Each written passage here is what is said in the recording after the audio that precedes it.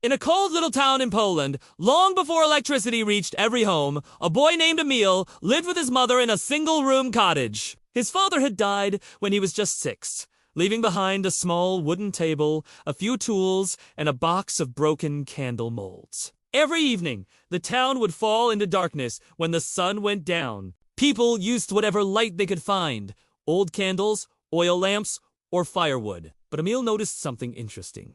The shopkeepers always complained that their candles burned too fast and dripped too much wax. At just 11 years old, Emil decided he wanted to fix that. One night, he melted the leftover wax pieces from broken candles and tried mixing them with things he could find: honey wax from bees, fat from the butcher's shop, even flour from his mother's kitchen. He ruined pan after pan, and his mother scolded him for wasting food, but he didn't give up.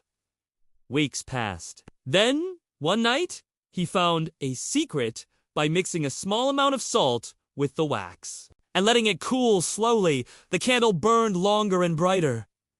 Excited, he ran to his mother.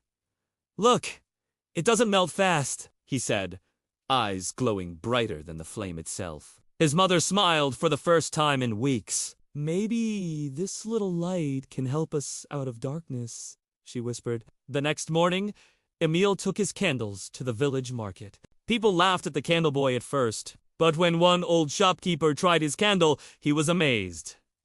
It lasted all night.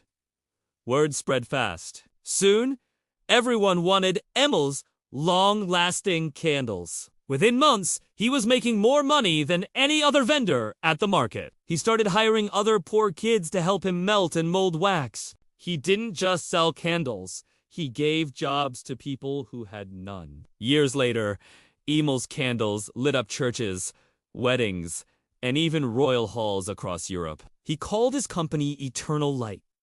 When he turned 40, Emil stood on the balcony of his new factory, watching hundreds of candles flickering in the night, each one made by the hands of those he once helped. His eyes watered as he whispered, "I didn't just sell light. I shared it."